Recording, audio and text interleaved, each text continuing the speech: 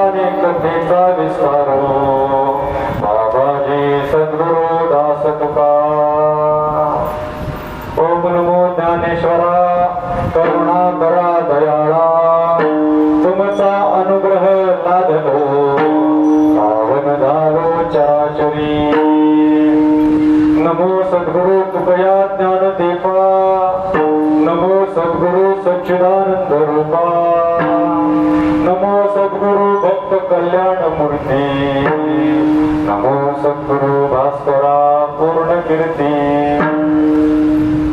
सेवेलागी सेवक झालो तुमच्या लागलो निज चरणा, अहो स्वामी तुकया देवा यावरी न करावा अवही। समचरण दृष्टी विटेवरी साजिरी, ते माझे हरे भक्ती राहो, आणि गण लगे माईक पदार्थ, ते माझे अर्थ नको देवा विठ्ठल।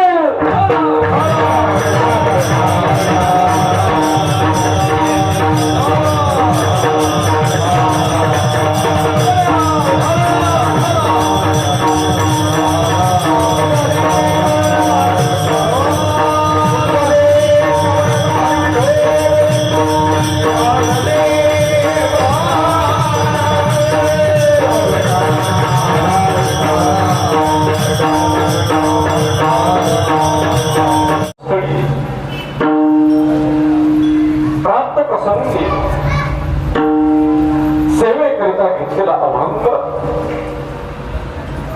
महान भागवत भक्त विश्ववंदनीय वैराग्य मूर्ती जगद्गुरु संत श्रेष्ठ श्रीमंत श्री तुकोबा यांचा आपणा सर्वांच्या पाठातला परिचयातला आणि गाथ्यातील क्रमांक 1 चा अभंग आज आपण या ठिकाणी सेवेकरिता घेतलेला आहे। आणि अभंगातून जगद्गुरु तुकोबराय हे अखिल कोट ब्रह्मांड नायक पांडुरंग परमात्म्याचं मंगल या अभंगातून करतायत। विठ्ठल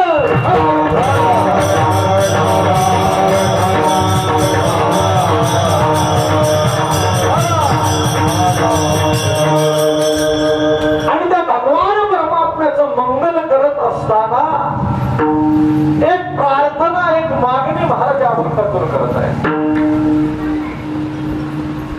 कोणती मागणी आहे तर सरळ सरळ आपल्याला मागणी दिसून येते, ते माझे हरी वृत्ती राहो।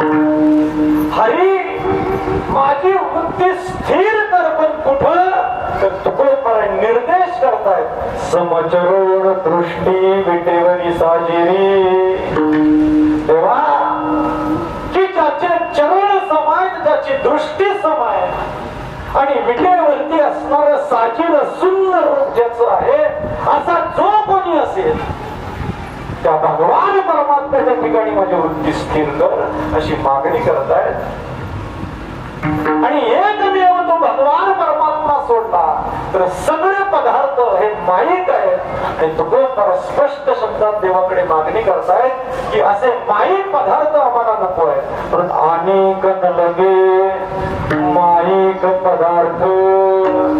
महाराज भगवंताला प्रार्थना करतायत की आम्हाला माईक पदार्थ नको आहे, परंतु तुकोबराय तेवढ्यावरती थांबत नाही। महाराज म्हणतात माईक पदार्थ तर आम्हाला नकोच आहे, परंतु त्या पदार्थांच्या ठिकाणी आमची इच्छा सुद्धा जाऊ देऊ नको, पण ते माझे अर्थ नको देवा। मग तुकोबरायांना विचारलं, महाराज तो भगवान परमात्मा सोडून तुम्हाला माईक पदार्थ नकोय, मग एखादं पद हवं असेल महाराजांना। महाराज म्हणतात सामान्य पद तर सोडाच, पण ब्रह्माधिक पद सुद्धा आम्हाला नकोय, कारण ते पद काय करतात तर दुःख देतात। ब्रह्माधिक पदे दुःखाची शिराणी, आणि त्या पदाबद्दल आम्हाला आसक्ती वाटू देऊ नको, पण ते दुश्चित्त धनी जडू देसी। महाराज तुम्हाला संसारातल्या कोणत्या वस्तू नकोत, पदार्थ नकोत, नवे नवे तुम्हाला कोणती पदही नको आहेत, त्या सगळ्या गोष्टी तुम्हाला नकोशा का वाटतात तर महाराज सांगतात की त्या सगळ्या गोष्टींचं वर्म आम्हाला कळालेलं आहे। पण तुका म्हणे त्याचे कळले आम्हा वर्म, जे जे कर्म धर्म नाशिवंत। विठ्ठल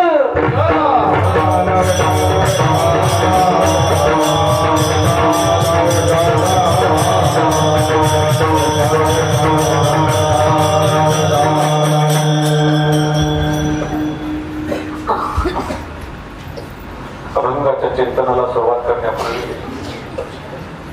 एक 2 मिनिटाचा परिहार देणं गरजेचं आहे. आपल्या या लोकसंख्येनं अतिशय लहान असणाऱ्या केरळ या गावामध्ये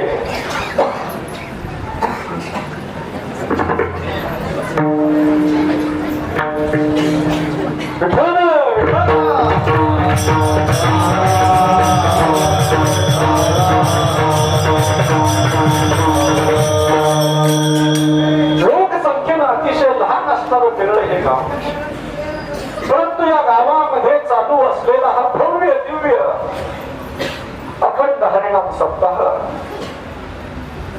आणि मला वाटतं या सप्ताहाचं हे 41वं वर्ष आहे. आणि या 41व्या वर्षातील आजची पहिल्या दिवसाची कीर्तन सेवा आपण सर्वांच्या प्रेमाच्या माध्यमातून आज माझ्या वाट्याला आलेली आहे.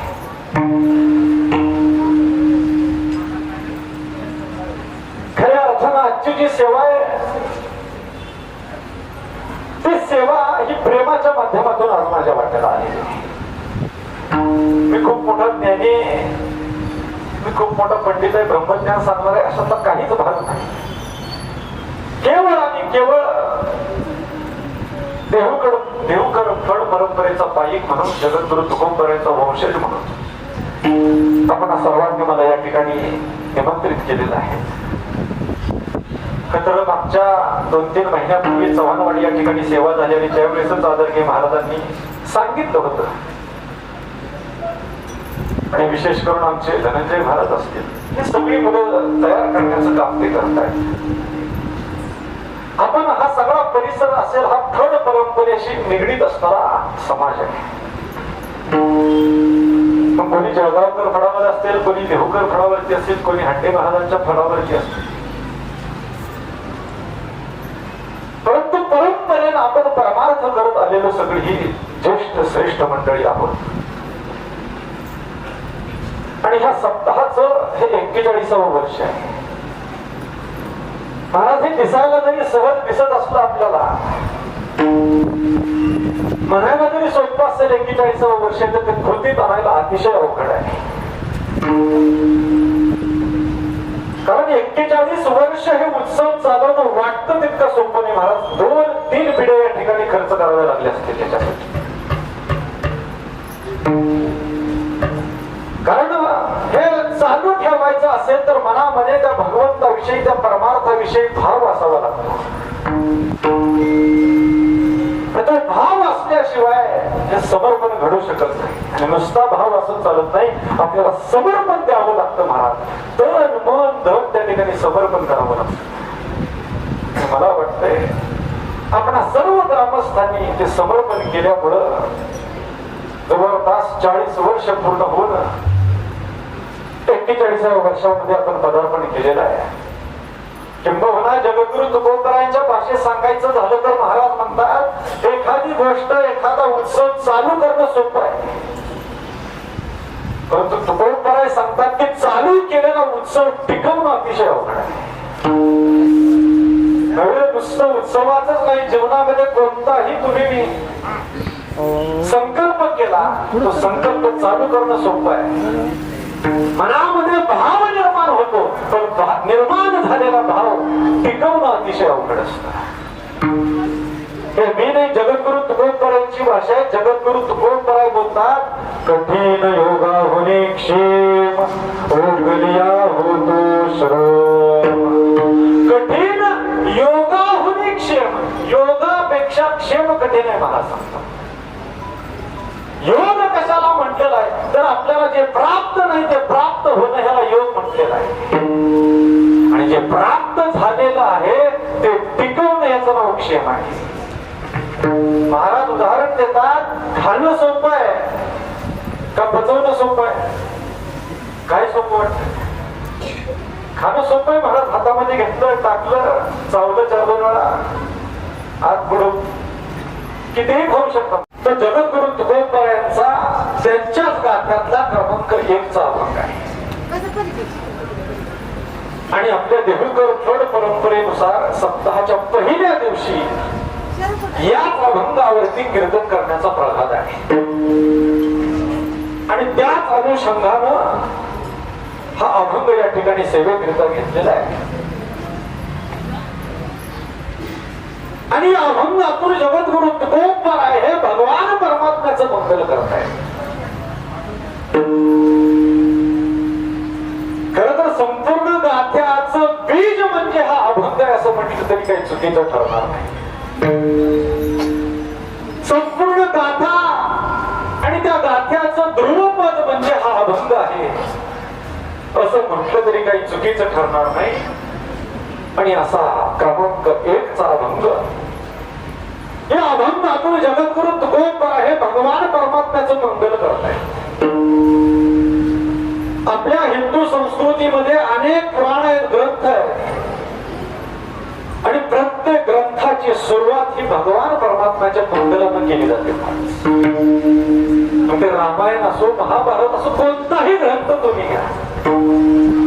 नवे नवे ज्ञानोबरायांनी सुद्धा त्या ज्ञानेश्वरीची सुरुवात करत असताना पहिल्यांदा गणपती बाप्पाचं मंगल केलेलं आहे आणि त्याच अनुषंगानं जगद्गुरु तुकोबराय सुद्धा या अभंगातून त्या भगवान परमात्म्याचं मंगल करतायत. कारण कोणत्याही कार्याची सुरुवात करायची असेल तर ती मंगलानं केली जाते आणि एकदा का भगवान परमात्म्याचं मंगल करून त्या कार्याला सुरुवात केली की ते कार्य निर्विघ्नपणे पार पडत असतं. म्हणून जगद्गुरु तुकोबरायांनी आपल्या गाथ्याची सुरुवातच त्या भगवान परमात्म्याचं मंगल करून केली आणि म्हणून आज सुद्धा आपल्या त्या सप्ताहाची, या पारायण सोहळ्याची सुरुवात असल्यामुळं त्या भगवान परमात्म्याचं काहीतरी मंगल करावं म्हणून हा अभंग आपण सेवेकरता घेतलेला आहे. विठ्ठल आपण सगळी बहुश्रुत मंडळी आहात. धावतं चिंतन आपण बघूया विस्ताराला, आपल्याला वेळ नाही. पहिलं मंगल सांगितलं ते नमस्कार रूप मंगल सांगितलं म्हणजे भगवान परमात्म्याला वंदन करणं, भगवान परमात्म्याला नमस्कार करणं, त्याला नमस्कार रूप मंगल म्हटलेलं आहे. दुसरं जे मंगल सांगितलं ते आशीर्वाद रूप मंगल आहे. म्हणजे भगवान परमात्म्याकडे प्रार्थना करणं, भगवान परमात्म्याकडे इच्छित वस्तू मागणं, त्याला आशीर्वाद रूप मंगल म्हटलेलं आहे. आणि तिसरं जे मंगल सांगितलं ते वस्तू निर्देश रूप मंगल आहे. म्हणजे भगवान परमात्म्याच्या सगुण निर्गुण रूपाचा निर्देश करणं त्याला वस्तू निर्देश रूप मंगल म्हटलेलं आहे. हे प्रामुख्याने 3 प्रकारचे मंगल शास्त्रामध्ये सांगितले. मग जगद्गुरु तुकोबराय सुद्धा या अभंगातून मंगल करतायत. मग यात तिन्हीत नक्की कोणतं मंगल करतायत तर महाराज जगद्गुरु तुकोबरायांनी 2 प्रकारची मंगल या अभंगातून साधलेली आहे. समचरण दृष्टी विटेवरी साजिरी. तुकोबराय मागणी करत असताना या ठिकाणी देवाचं नाव घेतलं नाही. कोणते भगवान परशुरामाचं नाही, नरसिंहाचं नाही, रामचंद्राचं नाही, कृष्ण भगवान परमात्म्याचं नाही, नवे नवे कोणत्याच देवाचं नाव घेतलं नाही. फक्त निर्देश केलेला आहे. काय निर्देश आहे तर समचरण दृष्टी म्हणजे ज्याचे चरण सम आहेत आणि ज्याची दृष्टी सम आहे. म्हणजे निर्देश केलेला आहे. त्याचा अर्थच असा आहे की वस्तू निर्देश रूप मंगल महाराजांनी साधलेला आहे. आणि नुसतं एवढ्या मंगलावरती महाराज थांबले नाही. उत्तरार्धामध्ये जगद्गुरु तुकोबरायांनी भगवान परमात्म्याकडे प्रार्थना केलेली आहे, मागणी केलेली आहे की ते माझे हरी वृत्ती राहू. इच्छित वस्तू मागणं, भगवान परमात्म्याकडे प्रार्थना करणं त्याला आशीर्वाद रूप मंगल म्हटलेलं आहे. म्हणून एक आशीर्वाद रूप मंगल आणि दुसरं वस्तू निर्देश रूप मंगल, ही दोन्हीही मंगल महाराज आजच्या अभंगातून साध्य करतायत. विठ्ठल जगद्गुरु तुकोबराय अनेक अभंगातून देवाकडे मागतात आणि वेगवेगळ्या पद्धतीने मागतात. परंतु आजच्या अभंगामध्ये जी मागणी आहे ती प्रार्थनात्मक मागणी आहे. जगद्गुरु तुकोबरायांचा गाथा आपण पाहिला तर वेगवेगळ्या प्रकाराने महाराजांनी देवाकडे मागणी मागितली. कधी कधी तुकोबाराय देवाकडे मागणी मागत असताना देवाला विनंती करून मागणी मागतात. अनेक प्रमाणात येता येते. देवा दे देवा जगद्रोर जीवा करीसी केशवा विनंती माझी. म्हणजे देवाकडे मागणी केलेली आहे, परंतु ती मागणी करत असताना देवाला विनंती करून मागणी केली. कधी कधी तुकोबाराय देवाकडे हट्ट करून मागणी करतात. देव तुकोबारायांना मुक्ती द्यायला तयार आहे, सत्ता द्यायला तयार आहे, संपदा द्यायला तयार आहे. तुकोबाराय म्हणतात तू देतोय ते नको आम्हाला देवा, जे आम्ही मागतोय तेच आम्हाला पाहिजे. हट्ट करून मागताय. हेच दान देगा देवा तुझा विसर न व्हावा. लहान मुलं बघा एखादी वस्तू पाहिजे असेल तर ती वस्तू घेतल्याशिवाय लहान मुलं शांत बसत नाही, परत हट्ट करतात. नवे नवे त्या वस्तूपेक्षा भारीतली वस्तू जरी दिली तरी ते लहान मुलं घेत नाही, तीच पाहिजे. तसं तुकोबाराय सांगतात तुझं आम्हाला मुक्ती नको, सत्ता नको, न लगे मुक्ती आणि मुक्ती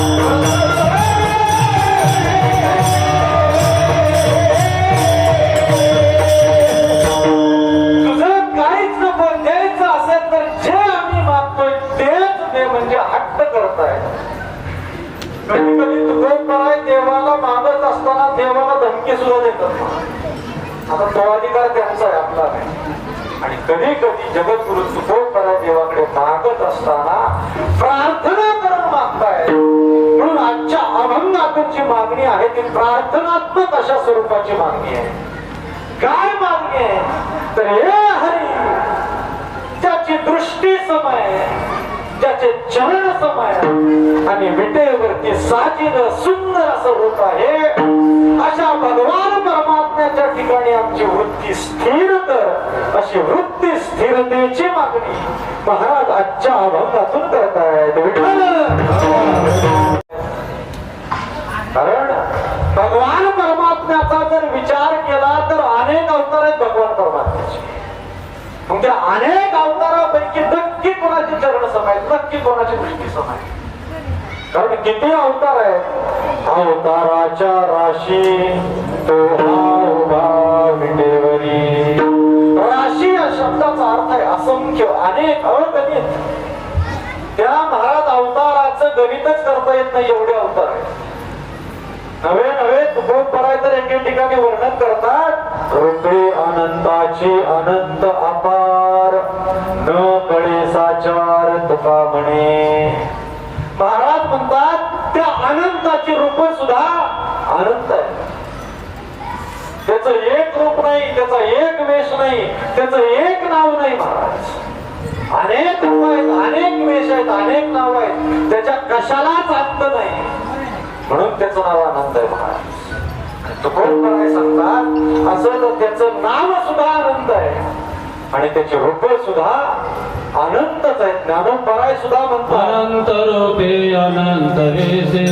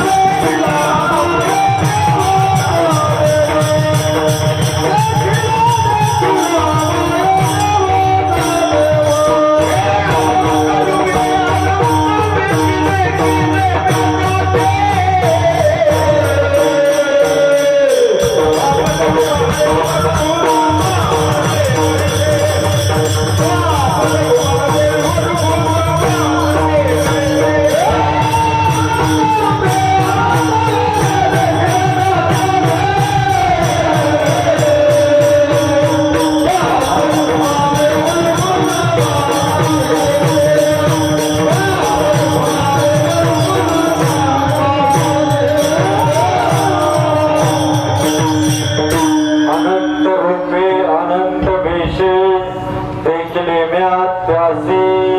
ज्ञानोबराय म्हणतात तुम्ही त्याला पाहिलं पण कसं पाहिलं तर अनंत रूपे अनंत वेशे.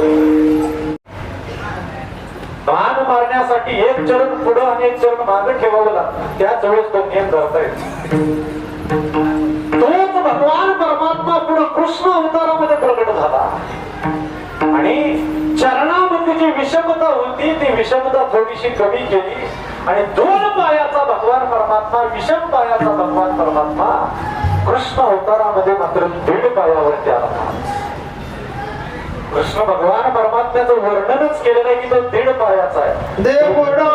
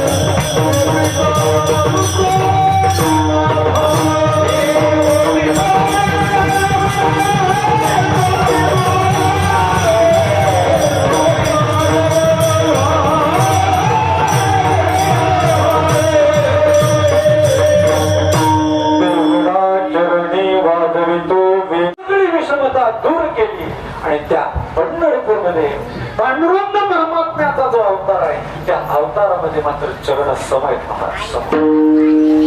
कारण अनेक संतांनी त्या भगवान परमात्म्याचं वर्णन करत असताना समचरण असं केलेलं आहे. विटेवरी ज्याची पाऊले समान तोची एकदान शूरदाता.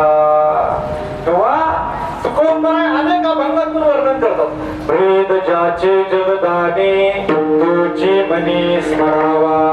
पुढचं महत्वाचं आहे. समपाय करकटी उभा तटी भिवरेच्या. किंवा जो या भिवरेच्या तिरी कटधरोनिया करी पाऊले समची साजिरी अंतरी धरोनी राहिली. अंतरी धरोनी राहील पण पाऊलांचं वर्णन आलेलं आहे. पाऊले समची म्हणजे समचरणाचं आहे. किंबहुना ज्ञानोबराय सुद्धा वर्णन करत असताना त्या भगवान परमात्म्याचं समपाय असं वर्णन करतात. तो हा विठोबा निधान ज्याचे ब्रह्मादिका ध्यान पाऊले समान विटेवरी शोभिती. आणि असा तो भक्त भगवान परमात्मा ज्या वेळेस या पंढरी क्षेत्रामध्ये आला त्याचे चरण मात्र सम आहेत. पण तुकोबराय वर्णन करतात समचरण दृष्टी. नुसते चरण सम नाहीत महाराज तर त्या भगवान परमात्म्याची दृष्टी सुद्धा सम आहे. भगवान परशुरामाच्या अवताराचा विचार केला तर दृष्टीमध्ये विषमता आहे. भगवान नरसिंहाच्या अवताराचा विचार केला तर त्या अवतारामध्येही विषमता आहे. प्रभू रामचंद्रांच्या अवताराचा विचार केला तर त्या अवतारामध्ये सुद्धा विषमता आहे. प्रभू रामचंद्रांनी महाराज काही राक्षसांना मुक्त केलं, परंतु खर ताटिका दूषण नावाची महापापी राक्षस आहेत त्या राक्षसांना मात्र मुक्त केलं नाही. कृष्ण भगवान परमात्म्याच्या अवतारामध्ये सुद्धा दृष्टीमध्ये विषमता दिसून येते. परंतु तुकोबराय सांगतात की हा पंढरी क्षेत्रामध्ये जो माझा पांडुरंग परमात्मा आहे तो त्याचे चरणही सम आहेत, नवे नवे त्याची दृष्टी सुद्धा सम आहे. समचरण दृष्टी, दृष्टी सम याचा अर्थ आहे की सगळ्यांना महाराज तो समान नजरेने पाहत असतो. आता तुमचं आमचं अज्ञान आहे. तुम्ही आम्ही महाराज कधी कधी म्हणत असतो की देवानं महाराज माझं वाईट केलं त्याचं चांगलं केलं. देव कधीच कोणाचं वाईट करत नाही महाराज. तो सगळ्यांना समान न्याय देणार आहे. नामदेवरायांचं प्रमाणच आहे, सर्वालागी देतो समान दर्शन, उभा तो आपण समचरणी. समचरणी आहे त्याचं देण समय महाराज. सगळ्यांना समान देणारा तो भगवान परमात्मा आहे. तुकोबराय वर्णन करतात तुका म्हणे समची देणे आणि समचरणी उभासे. तो भगवान परमात्मा समान देणार आहे. तुम्ही रांगेत गेला तरी तेच दर्शन आहे आणि वशिल्याने गेला तरी तेच दर्शन आहे महाराज. सगळ्यांना समान न्याय देणारा भगवान परमात्मा आहे. कारण इतर देवामध्ये आणि पंढरी मधला जो देव आहे त्या देवामध्ये खूप अंतर आहे. पंढरी क्षेत्राचा महिमा महाराज एवढा विशेष आहे की काही काही ठिकाणी तुम्हाला मोक्ष मिळवण्यासाठी मरावं लागतं. काही काही ठिकाणी तुम्हाला पिंडदान केल्यानंतर मुक्ती मिळते. परंतु महाराज पंढरी क्षेत्राचा महिमा असा आहे की इथं फक्त त्या भगवान परमात्म्याचं दर्शन घेतलं की महाराज तात्काळ तुम्हाला मोक्ष आहे. भगवान परमात्म्याचं वर्णन करताना आरतीमध्ये केलेलं आहे, दर्शन हेळा मात्रे दया होय मुक्ती. हेळा मात्रे या शब्दाचा अर्थ आहे तात्काळ, लगेच दर्शन घेतलं की तुम्हाला मुक्ती आहे. महाराज आता कुंभमेळ्याच्या अनुषंगाने आपण बरेच जण जाऊन आलो. गेल्यानंतर आपण काय फक्त कुंभमेळ्याला गेलो, काशीला सुद्धा गेलो, उज्जैन केलं, सगळ्या गोष्टी केल्या. काशीला गेल्यानंतर आपण बऱ्याच जणांनी पाहिलं असेल की महाराज त्या काशीमध्ये एक घाट आहे. त्या घाटावरती 24 तास ती प्रेत जळत असतात महाराज, त्या चिता जळत असतात. कारण काशी क्षेत्राचा महिमा असा आहे की काशी क्षेत्रामध्ये जर तुम्हाला मृत्यू आला तर महाराज तुम्हाला मोक्ष प्राप्त होतो. म्हणजे त्या काशीमध्ये मोक्ष मिळवायचा असेल तर तिथं मरावं लागतं. गयेमध्ये तुम्हाला पिंडदान करावं लागतं, त्यावेळेस तुम्हाला मोक्ष मिळतो. परंतु या पंढरी क्षेत्रामध्ये भगवान परमात्म्याचं दर्शन घेतलं की तुम्हाला मोक्ष आहे. म्हणजे तो भगवान परमात्मा सगळ्यांना समान न्याय देणारा भगवान परमात्मा आहे. येणाऱ्या प्रत्येक भक्ताचं कल्याण करण्याचं काम तो भगवान परमात्मा करतो. पुंडलिकाला वर दिलाय, पुंडलिके दिला वर मूढ पापी दैसे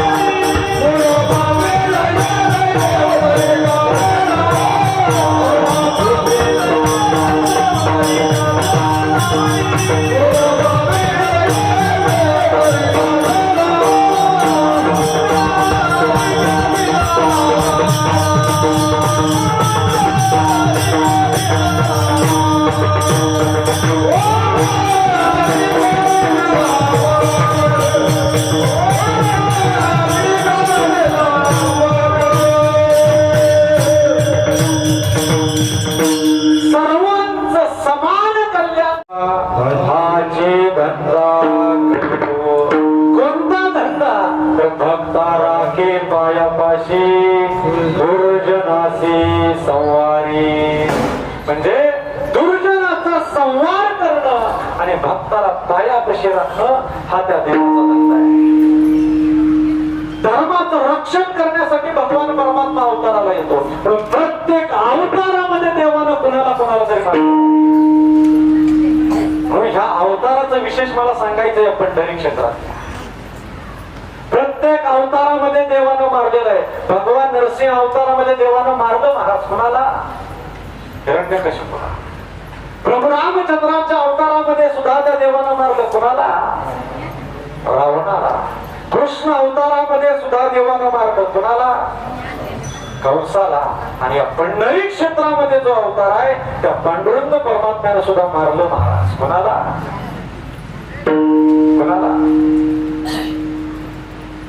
नाही महाराज.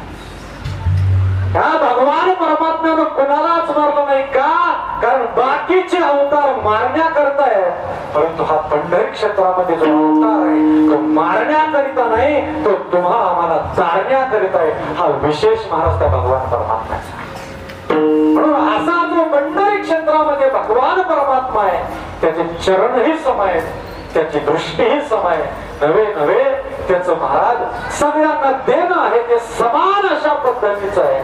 पण तुकोबाराय वर्णन करतात समचरण दृष्टी. आणि एवढंच नाही, अजून एक निर्देश करतायत विटेवरी साजिरी. साजिरी या शब्दाचा अर्थ आहे सुंदर आहे. तो भगवान परमात्मा कुठे उभा आहे? तुकोबाराय वर्णन करतात विटेवरती उभा आहे. आणि त्याचं स्वरूप कसं आहे? साजिर म्हणजे सुंदर आहे. भगवान परमात्मा किती सुंदर आहे.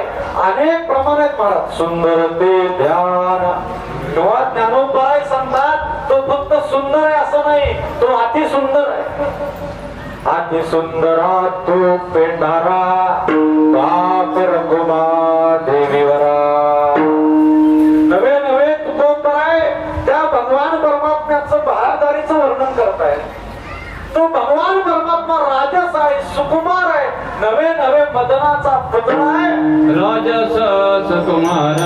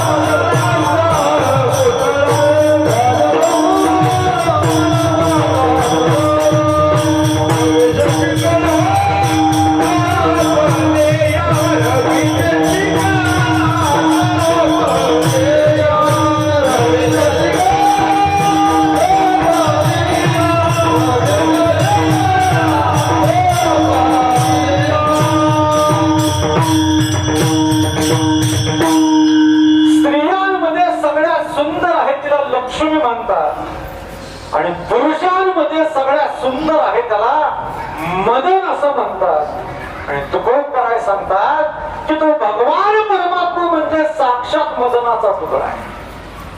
म्हणून तुकोबाराय सांगतात की तो एवढा सुंदर आहे की त्याच्यासारखं सुंदर दुसरं कोणीच नाही. सगळ्यात जास्त सौंदर्य देवानं कुणाला दिलंय?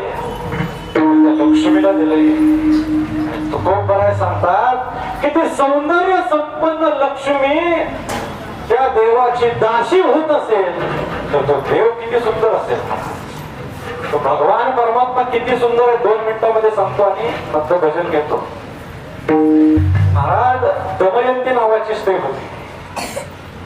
भगवान परमात्म्याने एवढं सौंदर्य तिला दिलं होतं त्या दमयंतीला की साक्षात स्वर्गातले देव सुद्धा तिच्या सौंदर्याला बोलले होते. म्हणजे या हाडा मासाच्या जीवाला दिव्य देहधारी असणारे देव सुद्धा बोलले. म्हणजे काय सौंदर्य असेल त्या भगवान परमात्म्याला प्रश्न केला, महाराज ते दमयंती एवढी सुंदर आहे, काय नक्की काय केलं? तेव्हा देवाने सांगितलं, महाराज देवाने उत्तर दिलं की त्या चंद्रावरची मुठभर माती हातामध्ये घेऊन त्या मातीतून महाराज त्या दमयंतीची निर्मिती झालेली आहे. त्या मातीतून दमयंतीचा जन्म झालेला आहे.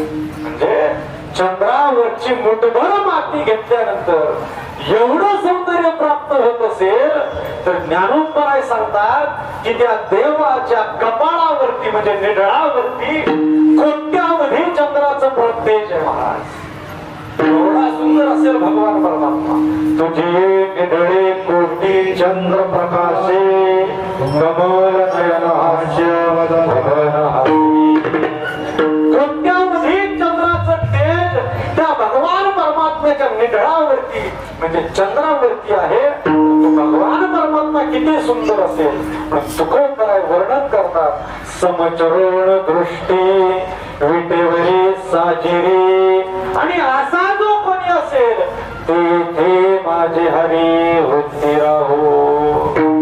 तुकोबराय मागणी करतायत ती वृत्ती स्थिरतेची मागणी करतायत. वृत्ती त्याला आपण बोली भाषेत मन असं म्हणतो. महाराज एखाद्याचं मन चांगलं असेल तर म्हणतो त्याची वृत्ती चांगली आहे, आणि वृत्ती चांगली असेल तर आपण म्हणतो त्याचं मन चांगलं आहे.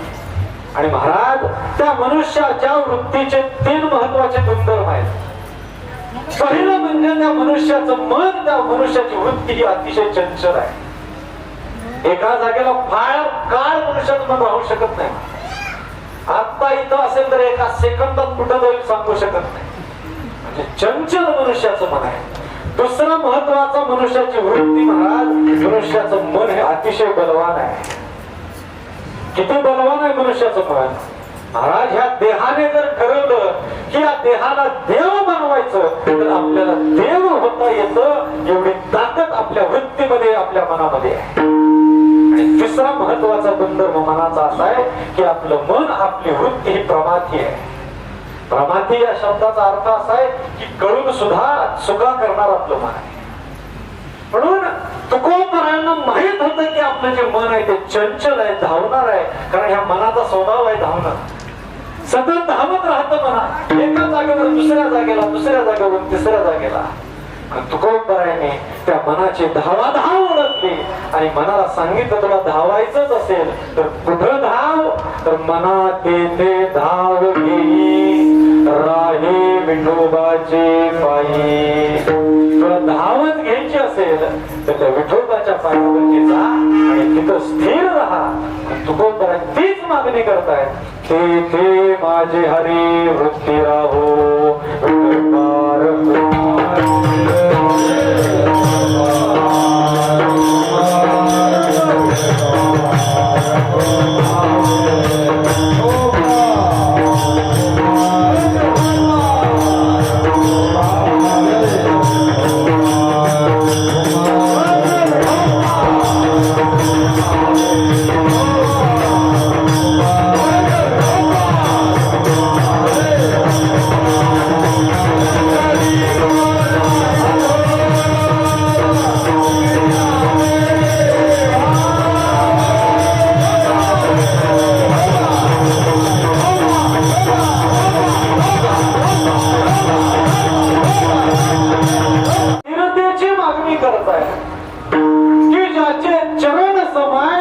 दृष्टी समय त्या भगवान परमात्म्याच्या ठिकाणी माझी वृत्ती स्थिर कर. आणि एकदा का त्या भगवान परमात्म्याच्या ठिकाणी माझी वृत्ती स्थिर झाली की मग मात्र मला त्या भगवान परमात्म्या व्यतिरिक्त इतर कोणतेही पदार्थ नको आहेत. भगवान परमात्म्या व्यतिरिक्त जे जे काही पदार्थ आहेत त्याला माईक असं म्हणतात. आणि तुकोबराय सांगतात की असे माईक पदार्थ मला नको आहेत. म्हणून अनेक न लगे माईक पदार्थ ते माझे अर्थ नको देवा. महाराज म्हणतात माईक पदार्थ मला नको आहे. तर माईक म्हणजे हा माईक नाही बरं का. आणि खरं बघायला गेलं तर हा माईक सुद्धा कसा आहे, माईकच आहे. कारण ज्याला जन्म आहे आणि ज्याला मृत्यू आहे त्याला माईक म्हणतात. ज्याची सुरुवात आहे आणि ज्याचा शेवट आहे त्याला माईक म्हणतात. ज्याचा आदी आहे आणि ज्याचा अंत आहे त्याला माईक म्हणतात. माईक शब्दाची व्याख्या थोडक्यात सांगायची झाली तर जे सुरुवातीला दिसत ते शेवटपर्यंत राहत नाही आणि मध्ये जे भासतं त्याला माईक असं म्हणतात. माईक पदार्थ कशासारखे असतात, ज्ञानोबा आपल्याला उदाहरण देतात. बघा, आपल्या सर्वांना उन्हाळ्याच्या दिवसांमध्ये मृगजळ दिसतं. मृगजळ माहितीये, भल्या पहाटे आपण जर शेतामध्ये गेलो तर रस्त्याने जाताना ते मृगजळ आपल्याला दिसत असतं. बरोबर आहे ना? कंटाळा आला का? मृगजळ महाराज आपल्याला भर उन्हाने आपण उन्हामध्ये डांबरी रस्त्याने जर चाललो असलो तर महाराज ते मृगजळ आपल्याला दिसतं. ते मृगजळ कशासारखं दिसतो, पाण्यासारखं दिसतं. पण मृगजळ दिसतं पाण्यासारखं, पण महाराज त्या पाण्यावरती कोणाची तहान भागली का हो? ते पाणी आपल्याला शेताला पिकाला देता येतं का हो? महाराज ते मृगजळ फक्त दिसतं पाण्यासारखं, पण ते खरं नसतं. तसं तुकोबाराय सांगतात की आपल्या डोळ्याला दिसणारा हा संसार फक्त दिसतो, भासतो, नवे नवे कधी कधी हसवतो, पण शेवटी सगळ्यांना रडवतो. महाराज त्याचं एकमेव कारण आहे की तो संसार कसा आहे तर महाराज म्हणतात तो माईक आहे, माईक. आणि ते माईक पदार्थ काय करतात तर दुःखाला जन्म देतात. हा संसार हा प्रपंच काय करतो तर दुःखाला जन्म घालणारा हा प्रपंच आहे. देवते माईके दुःखाची जनिती नाही आधी अंते अवसान. दुःखाला जन्म घालणारे पदार्थ, तुम्हाला जर त्या पदार्थाकडून सुखाची अपेक्षा करत असाल तर महाराज म्हणतात कदापिही तुम्हाला सुख मिळणार नाही. कारण हे माईक पदार्थ दुःख देतात महाराज, दुःख. आणि संतांची वृत्ती जाणून असते महाराज. एखादा मनुष्य 4-5 दिवसाकरता जेवणाच नाही, भुकेलाय महाराज, भरपूर भूक लागली आणि 5व्या दिवशी त्याला जेवायला वाटलं, पंचपक्वान्न वाढली महाराज, लाडू, जिलेबी, पुरी, भाजी सगळं. आणि महाराज 5 दिवस जेवला नाही तो मनुष्य, पंचपक्वान्नाचं ताट वाढले आणि समोर ताट आल्यानंतर पहिला घास मोडला, हातामध्ये घेतला आणि तोंडात घालणार. त्यावेळेस त्या मनुष्याला सांगितलं की अगं तुम्ही जे जेवताय त्या जेवणामध्ये विष आहे. त्यावेळेस तो मनुष्य काय करेल महाराज, खाईल का खाली ठेवून? तो महाराज खाणार नाही. 5 दिवसाचा भुकेला मनुष्याला खायला पाहिजे परंतु खाणार नाही का? कारण त्या मनुष्याला माहिती आहे की आपली भूक तात्पुरती थांबेल परंतु आपला जीव मात्र कायम स्वरूपी जाईल. तसं संत महात्म्यांना माहित होतं की या माईक पदार्थांमुळे क्षणिक सुख आपल्याला मिळणार आहे परंतु कायम स्वरूपी दुःख आपल्या बदली पडणार आहे. परंतु तुकोबाराय म्हणतात की असे माईक पदार्थ आम्हाला नको आहे, पण अनेक न लगे माईक पदार्थ. महाराज तेवढ्यावरती थांबत नाही. महाराज म्हणतात की हे माईक पदार्थ आम्हाला तर नकोच आहेत, पण त्या पदार्थांच्या ठिकाणी आमची इच्छा सुद्धा जाऊ देऊ नको. अर्थ या शब्दाचा अर्थ आहे इच्छा. ते माझे अर्थ नको देवा. महाराज तुम्हाला संसारातल्या कोणत्या गोष्टी नको, कोणते पदार्थ नको, काय तुम्हाला एखादं पद हवंय का?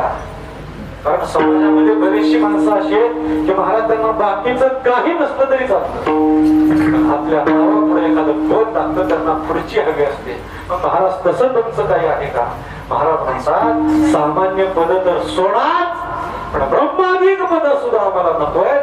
अशी पद काय होतात तर दुःखाला कारण ठरतात. ब्रह्माधिक पदे दुःखाचे शिराणी ते दुश्चिंत जनी जडू देती.